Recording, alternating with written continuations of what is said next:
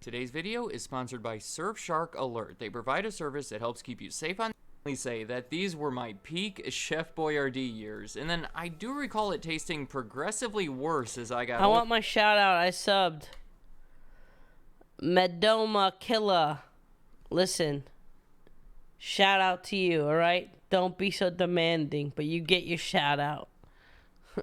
older. I must have thought that they were losing their touch. Now that I look back on it, it was probably on me. It's intended for kids more than anything else, and I must have grown out of it. In all honesty, I'd say that was a good thing. Since I brought up their commercials, I want to mention one that sticks in my head. I don't know if you remember this, but this girl tries to put a can of it in the cart, and her mom says no because she's had Chef every night this week. So they leave without it, but the can falls off of the shelf and rolls out of the store, down the street, and all the way to their house. It even stops at a red light. I don't know, it just makes me happy to talk about it. Maybe that's the case for you too. The real reason that I wanted to make this video is because I don't think Chef Boyardee gets enough respect. Not the brand necessarily, I'm talking about the person. The guy that you see on the label was an actual chef, Hector Boyardee. I know, the spelling is different, but trust me, it's him. He's the one who started the company based on his recipes, and he actually ran it for almost 20 years. Wow. I would say that this is one of the most impressive and commendable business stories out there. Yet, in many people's minds, he's seen as nothing more than a mascot for a children's food product. He gets lumped in with Betty Crocker or Mrs. Butterworth, who aren't even real, by the way, and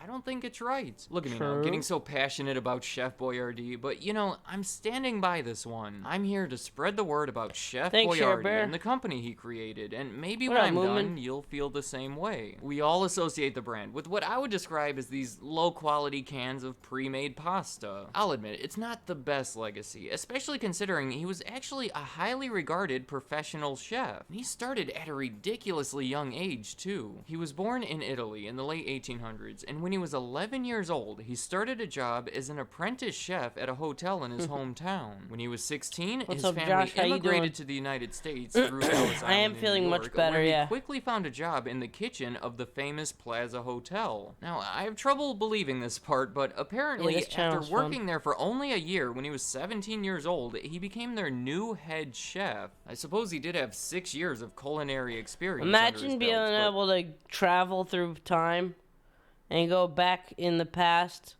and actually get to try Chef Boyardee's like actual meals that he made in the kitchen.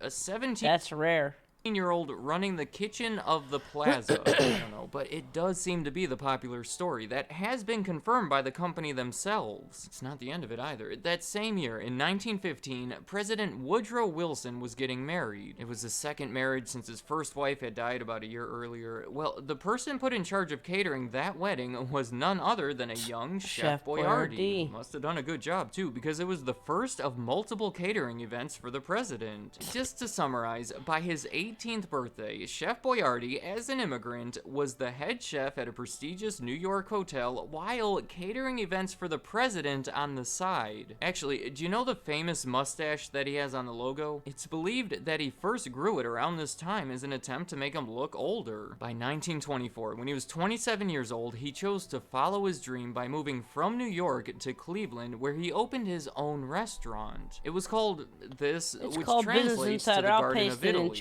I have to point out how it was a bold move opening an authentic Italian restaurant like this in Cleveland at this time, considering a lot of people ask about videos I play. Anyone who asks about videos, I'll always, if you want it, I'll always paste it for you in chat just so you can, sub to it and follow it. Italian food was nowhere near as popular as it is today, but the people were receptive to the idea, and let's face it, he was making tasty food. So in a way, he created his own market, and the restaurant was a success. That's his beefaroni. So the customers were always asking him for his recipes. Obviously, they wanted to try to replicate his dishes at home, so Chef Boyardee had the idea of taking it a step further. He would not not only sell the recipe, but the ingredients to go along with it. Sort of a very early version of a Blue Apron type service. He would package together some pre-made sauce, grated cheese, and uncooked spaghetti. And when he started doing this, it was really just a low-effort side business kind of thing. The tomato sauce would come in a glass milk bottle, but the customers did appreciate it, and over the next few years, the demand grew while his operation became more professional. By 1928, the sales of these dinner kits started to surpass the sales of the restaurant, and he started to see where the real opportunity was. That year, he moved his operations to a legitimate factory so he can increase production, and along with his brothers Mario and Paul, started focusing on it full time. When he did all of this, he was still selling it under his actual name with the Italian spelling, but noticing an issue with brand awareness. Simply put, Americans were having trouble pronouncing it, and as a small business owner, I think you'll agree, it's a huge plus if your customers can actually pronounce and recognize your name. To solve the issue, he made what I would consider to be a sacrifice by removing the correct spelling from the brand and replacing it with a more Americanized spelling. Oftentimes, they would actually space out the syllables, so there was no mistake. I mean, how could you possibly mispronounce this? In his own words, everyone is proud of his own family name, but sacrifices were necessary for progress. As it turns out, 1928 was just about the perfect time to start this type of business because it was only 1 year before the start of the Great Depression. As you can imagine, an affordable, convenient meal like this was very much appreciated during those times. After 10 years, he moved his business from Cleveland to the much smaller town of Milton, Pennsylvania. The reason behind the move was because he considered Milton, Pennsylvania to be the perfect place to grow tomatoes for his sauce. The weather and the soil was good, and plus it was located right along the river. Many of the farmers around the area started growing tomatoes for him, and it actually helped the local economy. By the 1940s, things were going very well. Unlike most others, they were actually helped by the Great Depression. They had a recognizable name. He was using what were likely better ingredients, so as a result, they were now known by many Americans and had grown to a respectable size. Everything changed for them I love in backstories of 1942. companies. See, I don't know World why. War II I love was it. getting pretty messy, and the U.S. I didn't know government any of this. commissioned Chef Boyardee to produce food for the army. These canned pasta dishes were perfect for that purpose, so now the demand for them was practically endless. In his best attempt to keep up with it, he kept the production running non-stop. It was literally 24 hours a day, 7 days a week for years. At their peak, they were putting out 250,000 cans per day. Once the war was over, in 1946, he was recognized for his contribution to the war effort with the Gold Star, which seems to be one of the highest honors that a civilian can receive. It's amazing, but there was an issue here. He got As a I Purple said, Heart for the last for his few beef- years, Chef beefaroni. Boyardee had experienced almost unlimited demand for his products because the government was buying them for the soldiers. Well, now that the war was over, their biggest customer was gone, and the company was thrown back into the free market and forced to compete. They simply could not maintain their sales from before, and logically had to slow down production. They had 5,000 employees, and downsizing meant that a good portion of them would be laid off. Chef Boyardee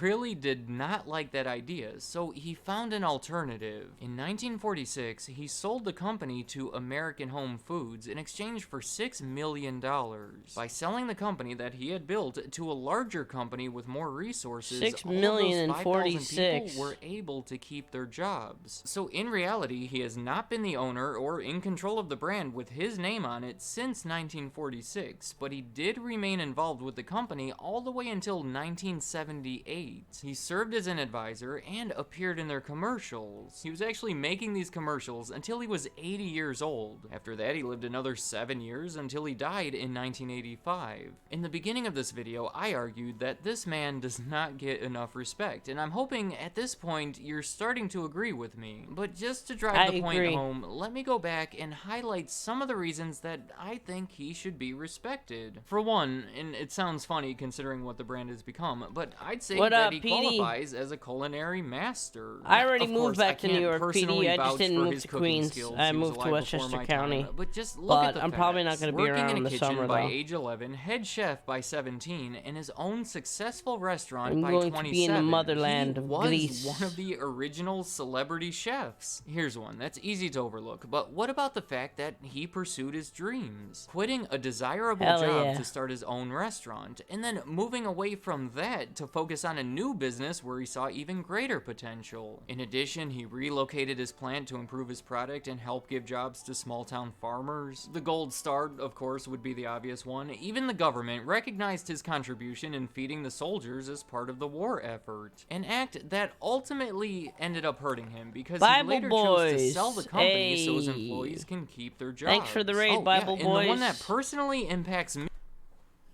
Praise ye Jah.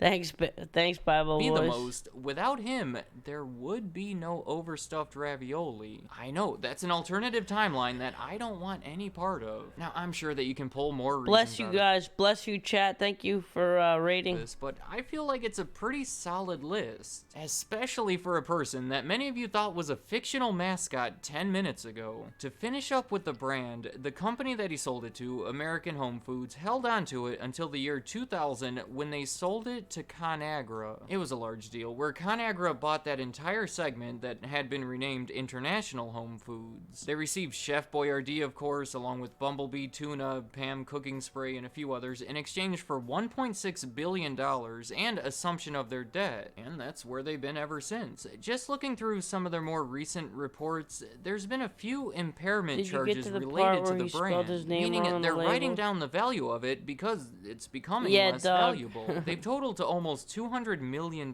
since 2014, which is not a great sign, but I also wouldn't be expecting them to go away anytime soon. Let me know in the comments, do you remember that rolling can commercial? Because I swear, they used to play that thing all the time. But more importantly, do you think a little more highly of the actual Chef Boyardee? I just don't like it, how so many people think of him in the same way as Tony the Tiger, because I hope we can all agree at this point, he's much more than just the face on the can. So any thoughts you have about Chef Boyardee, or Boyardee, the man or the brand, or the overstuffed ravioli, or any of the other food topics, leave them in the comments. I'd like to hear what you have to say. Today's sponsor. That was a cool video. Alright, some people asked about the video. I'm going to paste it for you guys so you can, if you want to sub to the channel. It's called Company Man. He does a lot of videos about brands and backstories and stuff. There you guys go.